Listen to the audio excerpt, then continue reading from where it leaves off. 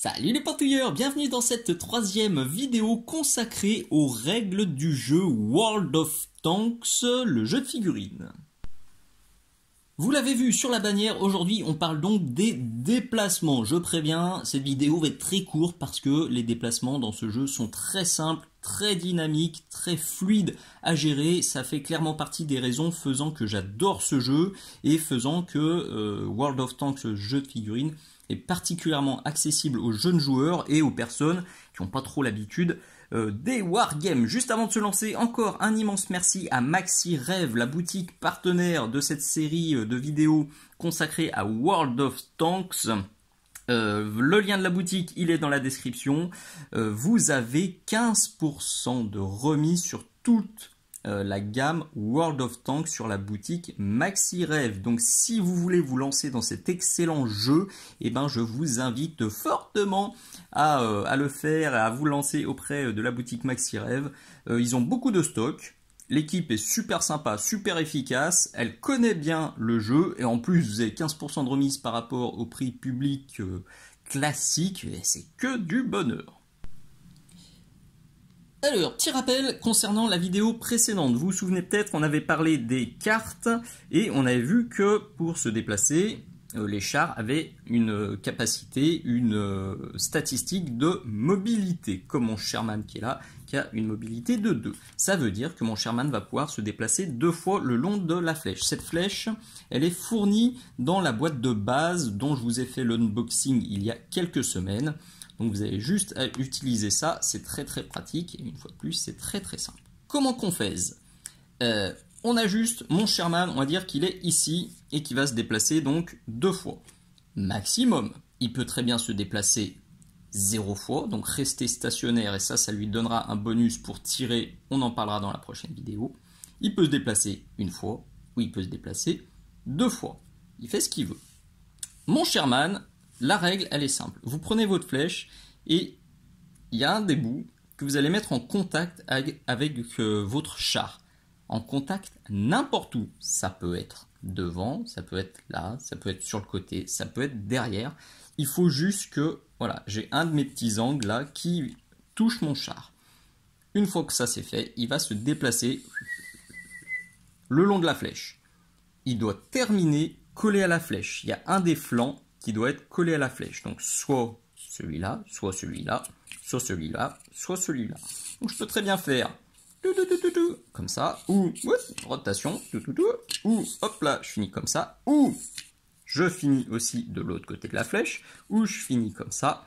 Vous avez compris, la seule règle, c'est je touche mon char avec un bout de la flèche, et je finis collé à la flèche dans n'importe quelle position, tant que c'est collé à la flèche sur un des côtés du char. On n'a pas le droit de finir comme ça. On n'a pas le droit de finir en biais, par exemple. Ce faisant, donc j'ai fait un premier déplacement. Ensuite, et ben, si je veux, je me fais ça, tchac, et je peux très bien finir mon mouvement comme ça, ou comme ça, ou comme ça, etc., etc. Vous avouerez quand même qu'on peut difficilement faire plus simple que ça. Un petit exemple aussi un peu particulier parce que je me suis posé la question il n'y a pas très longtemps, c'est le cas des bâtiments. Admettons que j'ai envie de faire ça, donc d'aller me planquer la boîte derrière en ligne droite. Et ben j'ai pas le droit parce que ma flèche coupe un bâtiment infranchissable. Ça on n'a pas le droit de le faire. Donc, je vous montre avec pareil, un des décors en 2D qui est fourni dans la boîte. Hop. Là, c'est flagrant. Vous voyez, ça passe dessus, j'ai pas le droit. Je dois arrêter mon mouvement au niveau du point d'intersection entre le bâtiment et la flèche. Donc ça veut dire que si je partais comme ça, j'aurais le droit de m'arrêter comme ça, ou comme ça, ou comme ça, ou comme ça, ou bah là, comme ça, je pourrais pas. Je pourrais faire un truc comme ça, par exemple. Ce serait pas très malin. Mais vous voyez l'idée. On n'a pas le droit de passer sur un bâtiment et de défoncer le bâtiment. Par contre, si on a des murs, des barricades, des obstacles comme ça, là j'ai parfaitement le droit. Je passe par-dessus mon mur et le mur il est détruit. Ce qui est tout à fait logique, c'est tout à fait normal qu'un char éclate un mur ou un un paquet de sacs de sable. Donc là, c'est la seule petite restriction, on va dire, c'est la seule petite règle sur laquelle il faut faire un peu attention. Tout le reste, c'est open bar, on fait ce qu'on veut. Dernière chose à savoir pour faire la transition aussi avec la prochaine vidéo, une fois qu'on s'est déplacé, on va utiliser les petits tokens qui sont fournis dans la boîte de base. C'est les tokens de déplacement. Si je me suis déplacé une fois, je mets une petite chenille, j'ai bougé une fois.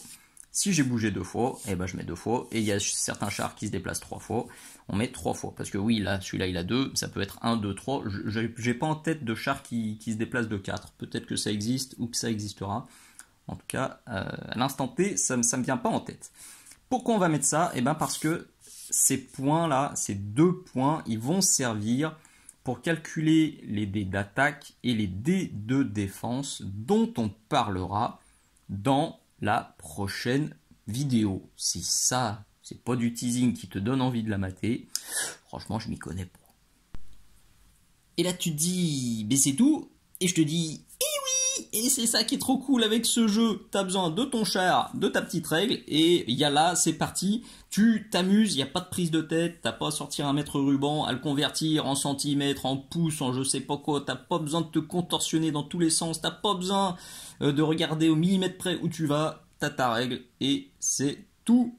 Moi, ça me convient parfaitement. Donc la prochaine fois, on verra la phase d'attaque et de défense, c'est un tout petit peu plus dense, pas plus compliqué, plus dense, il y a plus de choses à tourner, donc ce sera peut-être pas le mois prochain, ce sera peut-être dans 2 mois. En tout cas, je tourne ça le plus rapidement possible parce que j'aime parler de cet excellent jeu.